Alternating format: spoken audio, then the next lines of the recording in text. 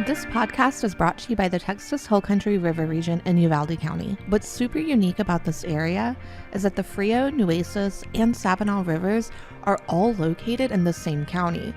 It's like the hill country that you know and love, but really rural, so you're surrounded by wildlife.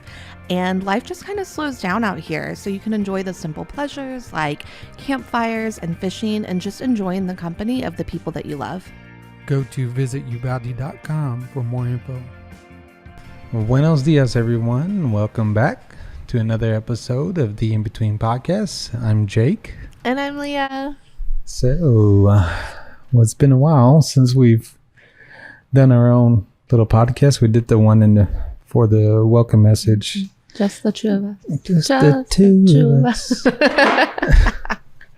Yeah. Gee, so you owe me a Coke. No, pinch. You got to pinch, poke me. Is that how and it then works? I'll owe you a Coke. Oh, okay. So You owe me a Dr. Pepper. that's the way we did in elementary. I And don't some know about cookie dough. you. No cookie dough, just a Coke.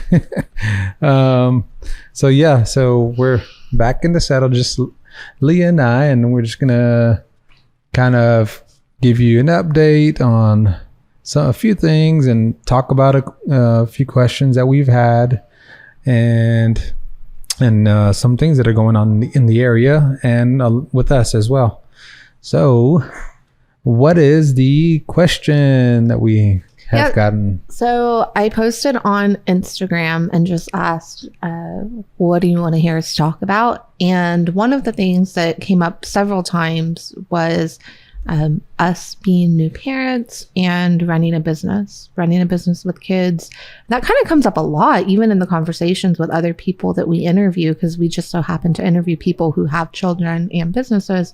But people wanted to dig into that deeper, especially for us as brand new parents. So that's what we're going to talk about. Yeah. So how has that shifted what used to be for you? And then I can kind of give some insight what that has been for me. Yeah, I think for me, it was really hard, a lot harder than I thought in the beginning. I thought, just being tied down was really, really difficult in the beginning. Now I'm kind of in a groove and I'm more used to it. But since I'm nursing, especially when we first had her, I couldn't be away from her more than like an hour or two, especially when she was cluster feeding. And so, as soon as I would want to try to go down and work in my garden or feed the goats, it'd be time to feed her or time to change her. And you can't feed her because I'm not pumping and we don't do bottles yet. So just being super tied down like that was really, really hard.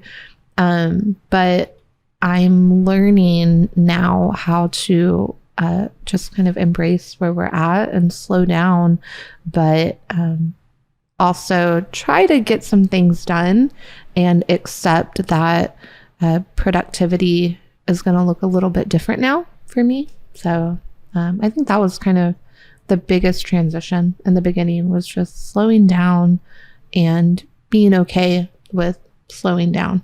But every time I would drive by my garden and see my garden and how bad it looked, it made me sad. But now the garden is looking so much better because I can leave Luna with you. She can go longer stretches without eating, and I can leave her with you or she's asleep, and then go down there, work in the garden, pull some weeds. So, yeah, it's definitely helped with her getting bigger, growing, her growing with us and us growing with her, and figuring her out and figuring out what works for us. And like you said, we can now have a system where, you can go do what you need to do for like a time gap. It's not like all day or like 4 hours, but it's like anywhere from an hour to possibly 3 hours, I think, max. That any more than 2 is, I think that's where it starts to get difficult, especially with her being hungry, and us not. I mean, we nurse, you nurse, but we don't pump or do anything like that. We don't have any other forms of or alternative ways of feeding her. So right now it's all on you, but that system seems to work right now.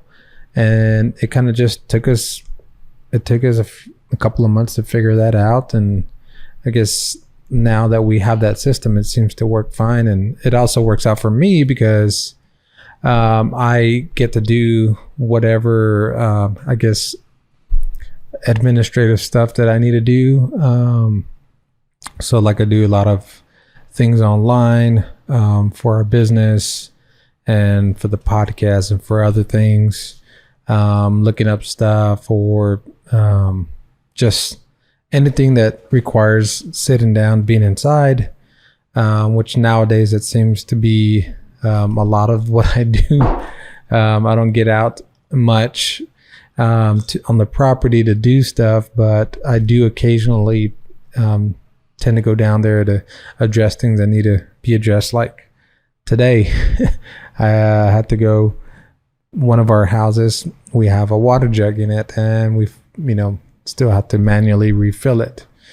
It used to be, I used to do that every day or two in all of the houses, which was very time consuming. And now, not so much the case. We changed some things. But anyways, I digress. Yeah, so while you're down out and doing those things and I'm taking care of Luna inside, that gives me the opportunity to do what I need to do. So I think we've really have complemented each other well by figuring that out, and it works. It seems to be working right now.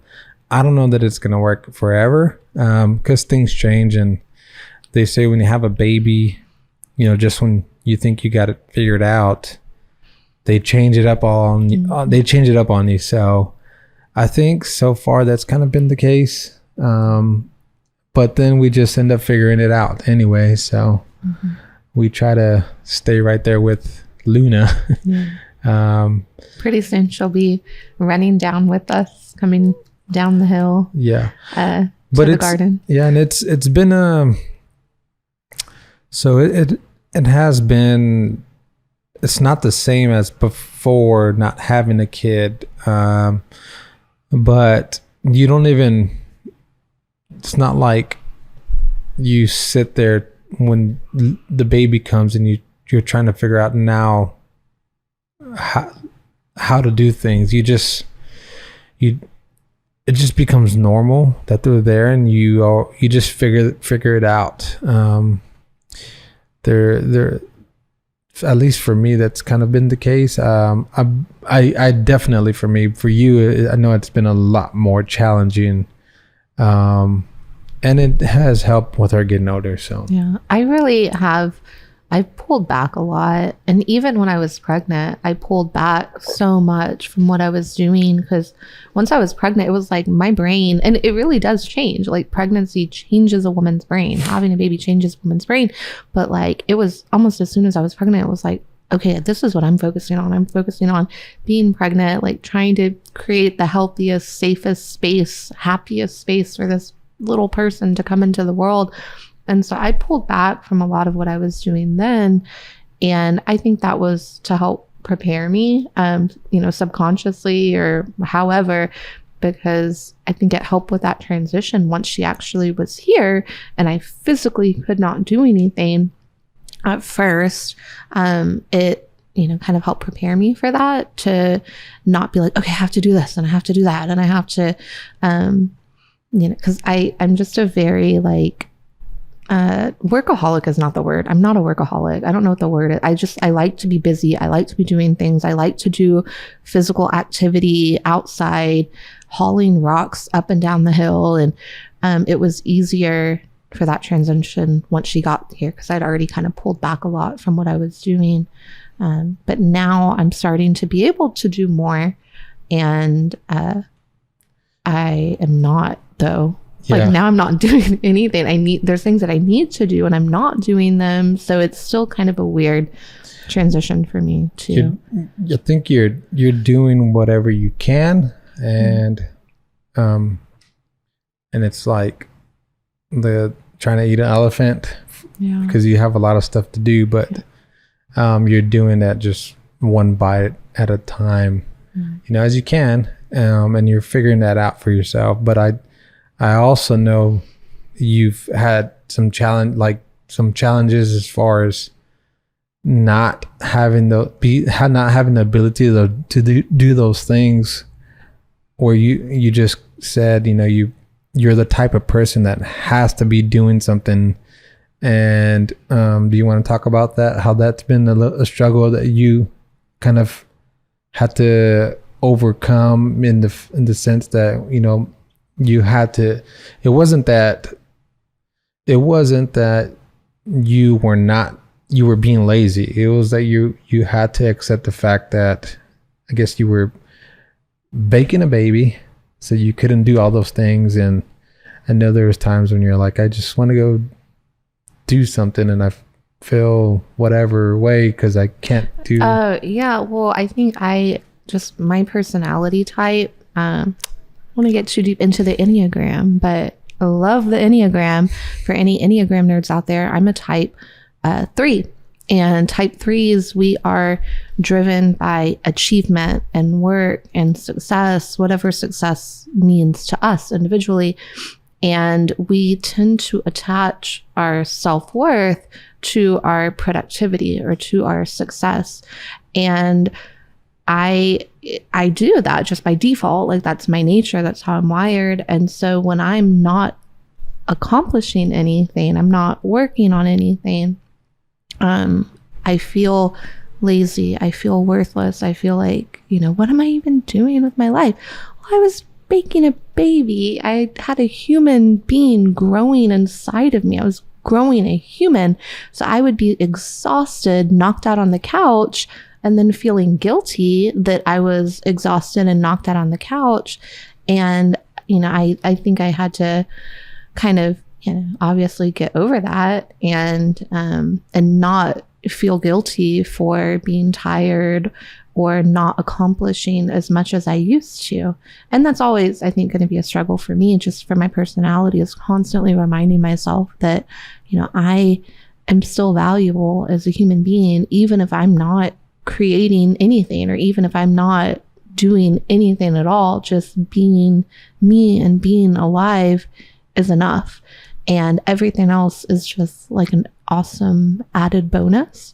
So that was kind of, a transition when I was pregnant. And even now, like when I first had her too, kind of feeling like not really understanding my identity anymore, because I wasn't just Leah, or Leah, your wife, or Leah, the business owner. Now I'm Leah, Luna's mom. And that was kind of like I don't think anybody prepared me for that shift in identity. I think that was like a massive struggle for me. And I don't know that other women go through it. Maybe they do, maybe they don't. But I went through a similar thing whenever we first got married. And I went from being like Leah free and running around the world and living in Africa to now I'm married.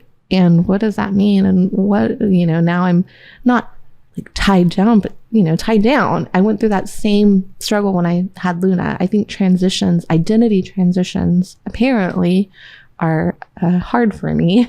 But we've obviously gotten over that. And now I'm like absolutely a mom now. I'm a mom. It's weird to say. But in the beginning, it just was like, I'm a mom. What does that mean? I keep eating the mic. I keep getting too close to it. But yeah, so it's been not the smoothest transition in the beginning, but we're there. And I don't think everybody always talks about that. I think when you first have a baby, everyone's like, isn't it just the most magical, wonderful thing? Don't you just look into her eyes and the heavens open up? And I'm like, no, she's crying and I can't get her to stop crying, and she's eating all the time and my boobs hurt, and nobody talks about that. And then if you do, you feel guilty because everyone's just like, isn't this the best thing that's ever happened to you in your life? And in those first few days, it was terrifying going home with this little person, and now I'm in charge of her. And you feel guilty saying that, like you can't be honest with people because then you feel like you don't love your child when you look at this child and you love them more than anything, but you're also just absolutely exhausted and everyone's just asking you how magical it is, and you're like, it's not magical. I'm tired. I just want to sleep. I just want her to stop crying. I can't help her. And I think that needs to be talked about more, about how hard it is, especially to breastfeed. Like that's super hard.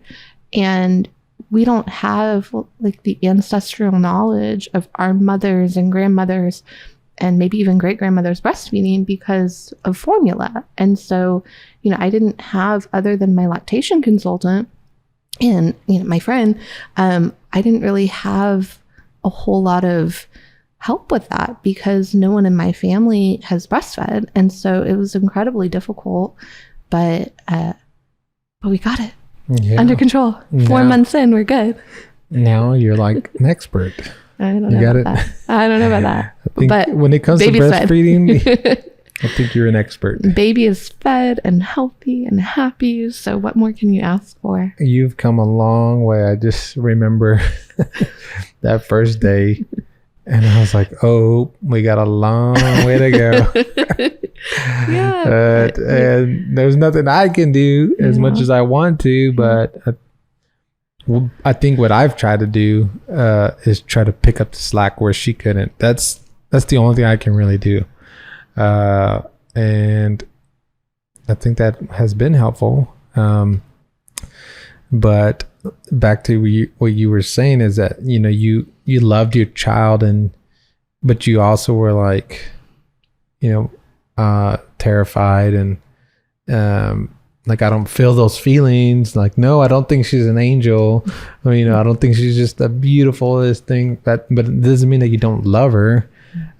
Is that something that you would say like a contradicting beliefs? Like you can still believe this, but also believe this. Oh yeah, I think it is both. I think that's the reality for so many people is that it's both. Like you look at your child when they're, a newborn, when you first have them, and they're perfect and beautiful and you have so much love for them, but you're also really, really tired and maybe, scared because you don't know what to do, or just, just exhausted. It's both. It's not one or the other. But I think we all, feel like we have to pretend like it's only the good stuff. It's only the good feelings, because if I feel any bad feelings, then that means that I don't love my child enough. But like it's both. It's both and. Yeah, definitely. Something that I've learned from you, a lot that I've picked up from Leah over the years that has made me a better person. And this is definitely one of those things that I've, in that bag of tricks that I've learned from you, is that you can have contradicting beliefs. And this is a good example.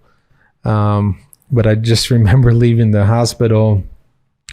I guess we were there for 2 days and thinking like, oh, shoot, we had it good here. Like now we got to fly. Now we're in charge. They're not going to be bringing us food around the clock and, checking everything and making sure she's getting enough food or whatever. Like we're in charge. They're letting us leave this hospital with this person. Yeah. But once I changed the diaper, I did it and I felt confident after that. I felt a little bit more confident because then I knew how to do one thing. So, and then we knew we had to burp her by the time we left because we didn't know that. Oh my gosh. So she, the first, day of her life, I was feeding her, and then like day 2 of her life, she like projectile vomited everywhere. We're like, she's throwing up. And the nurse was like, are you burping her? And I just started crying because I realized we hadn't been burping her. We didn't know we were supposed to burp her. And now we know. Burp the baby. Feed a baby, burp a baby. We didn't know her first day of life. Yep. And got home, and then we got back to figuring, once we got home from the hospital, it was just like, okay, it's just survival mode. And you don't even realize it that you're doing it at the time, but then you look back and you're like, oh, well, it's kind of crazy. We had a newborn, new parents, and we didn't have the nurses coming to check on us anymore. And we were, having to figure out what meals to cook, and making sure that there's food on the table and the laundry's clean and the bills are paid, and the guests coming in are going to have everything that they need. All the rentals are done. The business is taken care of. And then you just pick up the slack as you need, as kind of as it drops, I guess. I think one of the things that we do as business owners with a baby is we try to have, and this is for anybody, not just people with kids, but we try to have as many systems in place as possible to where we are not as needed in the equation of running the business. So, for example, one of the things that would take up 2 hours of my day every single day in the summer was watering the garden, because I have this massive garden in the middle of the property, and I would spend 2 hours a day watering in the middle of the summer.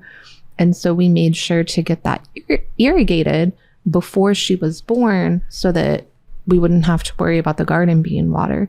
And that was just, a simple thing. We paid somebody, they came in, they irrigated the garden, and now that's 2 hours of my day that I don't have to spend watering. So that was, a thing that we do. We have a self check-in process so that we don't even have to be here when the guests check in. They can check themselves in, and that helps a lot. Yeah, and then the water thing that I mentioned earlier, that was another thing that for me was one of my tasks that I did and took care of, was making sure the water was filled. Yeah. And then we could finally afford to upgrade and put in reverse osmosis water systems in our houses, the exception of that one. And that has, life-changing right there. Yeah. I don't have to drive to Uvalde and 25 minutes one way and fill up, I forget how many water jugs. It was a truckload. And then we would stock up on it and then bring it back and then distribute all the jugs and swap out all the empty ones, and then have to do it all over again in 2 or 3 days. And that got old real quick. Yeah, I think that we have that combination of creating systems so that there's less for us to do, and then I don't know, I was going to say something else, but I forgot. There's something else that we do. But that is a key thing. Systems have helped dramatically, and it would too I can see how that can help with your kids. Like you said, even people who don't have a business, just in your everyday life, have a system. If you notice, if you can pick up on patterns of things that you're doing consistently day in, day out, and it's just taking your time, like, okay, let's figure out another way to do this. Because the way you do it's not the only way to do it. That's not always the case. And nowadays we have the internet and YouTube and Pinterest and all these amazing things that we can utilize to find information on how to make our lives easier, for better or for worse, because there is to some benefit to actually going out and watering for 2 or 3 hours every day. It keeps you active. But I guess you just have to weigh out the pros and cons of everything. But for the most part, it's all a pro. That's why, I don't want to completely let go of the care of the garden, because we could hire somebody, and we tried to pull the weeds and work in the garden, but it's also it's really good for me to get out there and do that. It's some of the little activity that I get, the little sunshine that I get. And it's just really good for me to get out there and work in the garden when I can, versus having to water every single day. I mean, that really, really would tie me down to the garden. And I only have a certain amount of hours a day where I'm not feeding Luna or trying to get her to sleep or changing her or taking care of her. I only have this, small amount of windows, and that 2 hours a day watering would cut into that. But now I'm trying to create a system with the garden and the weeds, because that's been my biggest struggle this summer, is that it's just infested with weeds. Like, it looks so bad. And I pulled all the weeds, and now I'm putting down weed blocker. And I put cedar on it. So I went to the cedar yard and bought an entire truckload of cedar mulch for $25. So proud. It was only $25. I got here and I cleared out one of my flower beds. I put down the weed blocker, covered it in the cedar mulch. It looks beautiful. I was so proud. I was working on it for like an hour and a half, and it's hot. I'm sweaty. I'm exhausted. I climb up the hill, come and tell Jake, showed him a picture. I'm so proud. And he's like, oh yeah, I think I remember somebody told me that the cedar mulch from the cedar yard, it's bad for your plants because of like all the oils. And her head went around like 5 times. Yeah, I turned into the Exorcist. Glare. Like, I had just been working for so hard out in the sun in the middle of the day. And then he remembers that it's bad for the plants. So now I have to remove all the seed. And thankfully I just did one flower bed instead of like the entire garden, because that was all I could do. I was exhausted. Now I have to remove that mulch and get some little pebbles or something. And yeah, I dropped the ball on that. So notice how she said we have to remove that. We will be removing it. But hey, we'll knock it out, the two of us. But I'm grateful that you remembered at all, because had I done the whole garden, and then we would have to remove it from the whole garden. I'm really glad that you remembered, at least after a little bit of it. Way to turn it into a positive. Yeah. So part of me just kind of wants to leave it and see what happens, but then I also don't want to lose the roses that I have there, because they're beautiful, but we'll see. And now that it's starting to cool down, it'd be I feel like you'll have more time to be outside and not just trying to figure out that little time frame to get away from Luna, but you can actually take her down there. That's what I've been really, really excited for, is for the weather to cool down so I can take her with me when I go down to work in the garden. And we have never taken her to Garner Park. She's 4 months old and we live 4 miles away from Garner Park. And I'm really excited to take her to the park and go hiking. We can strap her on with our little carrying thing and take her hiking. And, to all of the events and stuff that's going to be going on in the off season, I'm really, really excited to do that with her and to take her. I know you had mentioned the reindeer run that they're having at Andy's, and you're like, I want to do the reindeer run, and like you doing it, like you would run it. And then I was like, well, I could do it with Luna, and I can push her in the stroller and not run, just walk, because I don't run. But Luna and I could walk the 5K reindeer run. When is that? I don't even remember. That is December 10th, I believe. Okay. December 10th. We need to sign up. I don't think we've signed up yet, but I'm excited for that. I'm excited to do that. I'm excited to take her to the markets, the Lakey market that they do on the weekends. I know Andy's has a ton of events with markets and stuff, and there's like a fall market that they do, and so I'm excited for that. Reindeer Run on the Frio. Andy's on River Road is putting it on. Lauren, the business manager, she is phenomenal, and she is she always has things lined up, events, and she's going 100 miles an hour, and she's awesome.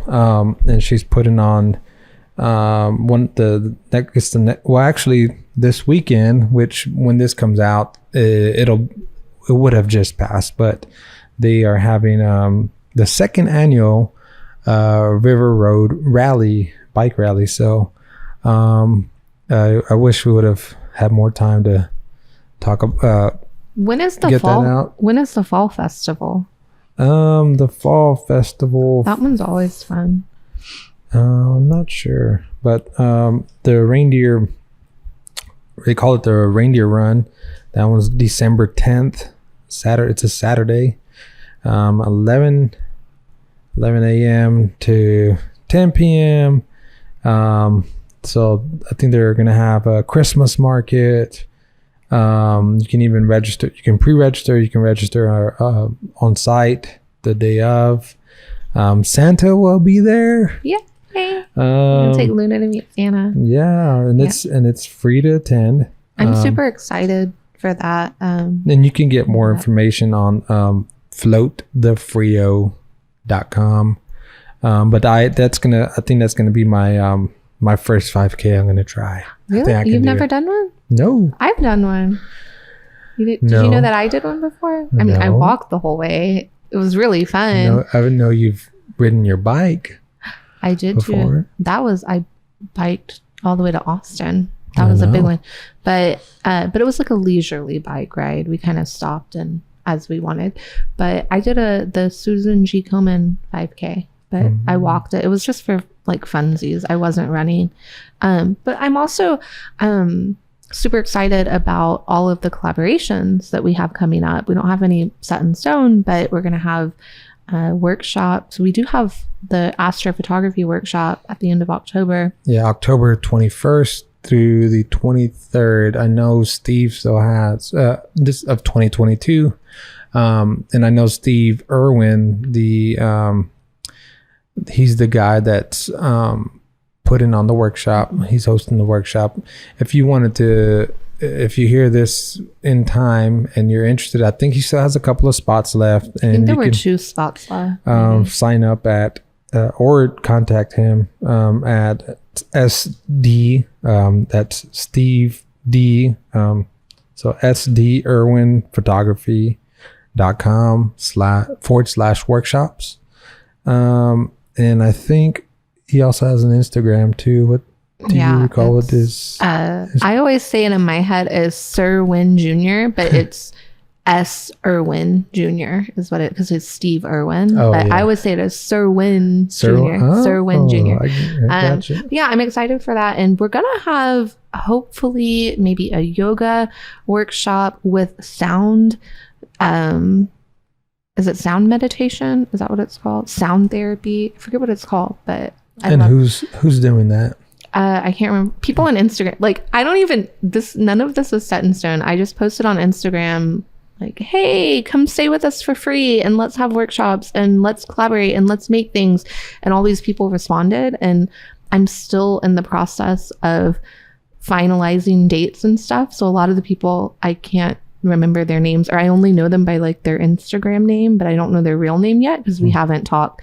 But there was somebody who wanted to do a painting workshop, yoga, makeup.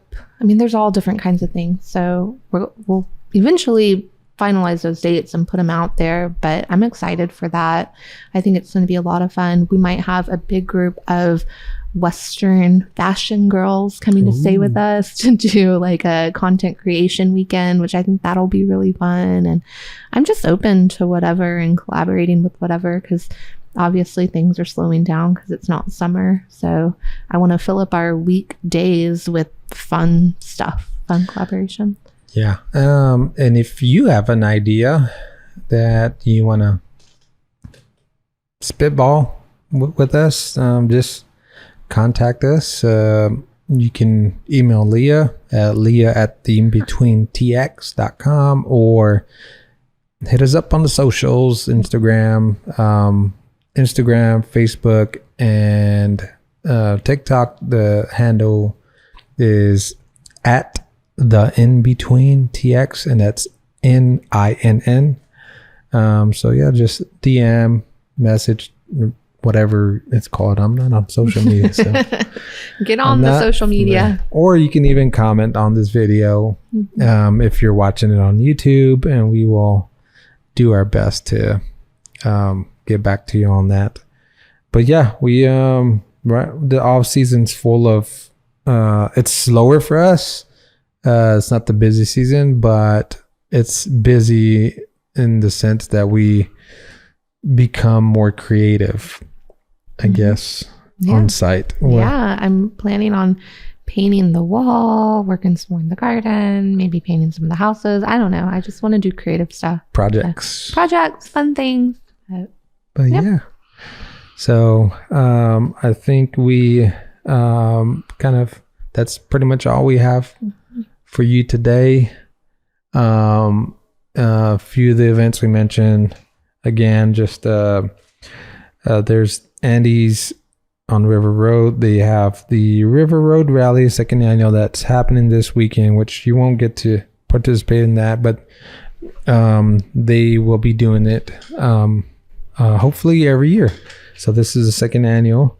I think they do it in September. And then they have the reindeer run, 5K reindeer run in December. So you can go to floatthefrio.com for more information on that. And always visit uvalde.com page, the things to do. Those guys are phenomenal. Cassie up there, she's really good at putting up the events on their page, and they promote events that are happening within Uvalde County. And there's other things that are happening, but for next year that you can go and check out, and some of the ones that I mentioned as well, they'll have on their website. So yes, thank y'all so much for joining us, and we look forward to seeing you back here with us. And whether it's through the YouTubes or Spotify or Apple or wherever you listen to podcasts, thank you for tuning in. Hasta luego. Bye.